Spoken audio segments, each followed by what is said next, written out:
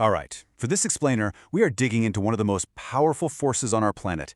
It's a process that has literally sculpted our world for billions of years. And get this, it's still happening, right now, shaping the very ground beneath our feet. We're talking about plate tectonics. So let me ask you something. Did you know that the ground you're on right now is moving? Yeah, it might feel solid, but the surface of our planet is anything but static. In fact, whole continents are drifting across the globe as we speak, at about the same speed your fingernails grow. So, how on earth is that possible? Well, the answer is right here on this map. You see, the Earth's tough outer layer, what scientists call the lithosphere, isn't one big solid shell. It's actually cracked into these huge interlocking puzzle pieces. These are the tectonic plates, and they're all in a constant super slow motion dance. This incredible idea is the theory of plate tectonics, and I'm not exaggerating when I say it completely revolutionized our understanding of geology. It's the big, unifying theory that explains pretty much everything, from how the tallest mountains are built to why the deepest oceans exist. So, the theory basically states that for an absolutely mind-boggling 3.4 times billion years, these plates have been shifting, crashing into each other, and pulling apart, constantly redrawing the map of our planet. The big question, of course, is what in the world is powerful enough to be driving this epic planetary-scale movement? Yeah, what kind of engine could possibly be strong enough to move entire continents? To find it, we have to look deep, deep beneath the surface, into the very layers of the Earth itself. The secret is all about the relationship between these two layers. You've got the lithosphere, which includes the plates we live on. It's cool and rigid. And it's floating on top of the astenosphere, which is so incredibly hot that it acts like a thick, gooey, slow-moving fluid. And it's that difference that makes all the movement possible. And this is the engine itself. The best way to picture it is to think of a giant pot of soup simmering on a stove. Heat from the Earth's core rises up through the mantle, creating these huge, slow-motion churning currents. And as this molten rock churns, it literally drags the rigid plates of the lithosphere along for the ride. Okay, so if you've got these massive plates constantly moving around, it's only a matter of time before they start bumping into each other, right? And it's at these boundaries, where the plates meet, that all the action happens. This is where you see the raw power of our planet totally unleashed. This image lays it out perfectly. There are basically three main ways these plates can interact. They can pull away from each other, that's a divergent boundary. They can smash right into each other at a convergent boundary, or they can just grind past one another, which is called a transform boundary. And each one of these interactions creates its own unique and pretty dramatic geological signature. So first up, let's talk about divergent boundaries. This is where tectonic plates are actively pulling away from each other, literally ripping the Earth's crust apart.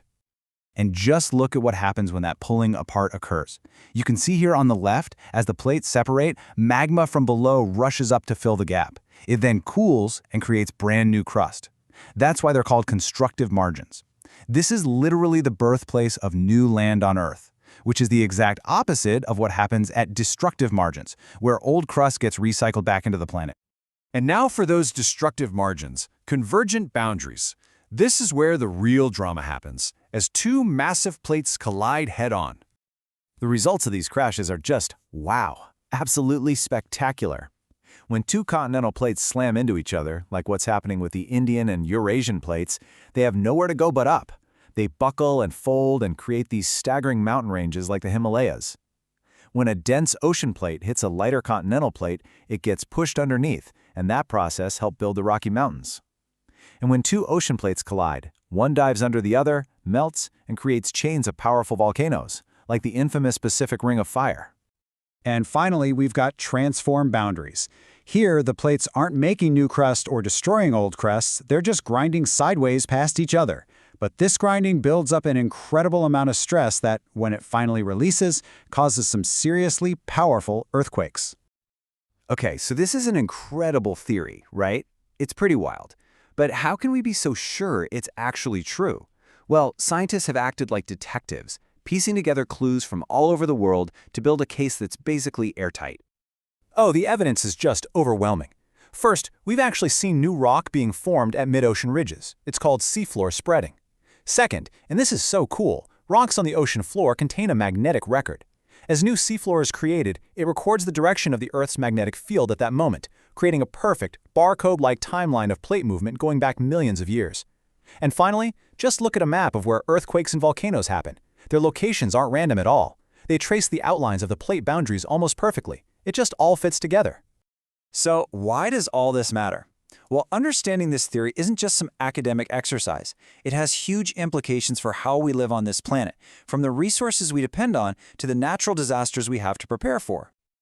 Plate tectonics is really the master key to understanding Earth's geology. It explains why mountains rise where they do, why we have deep ocean trenches.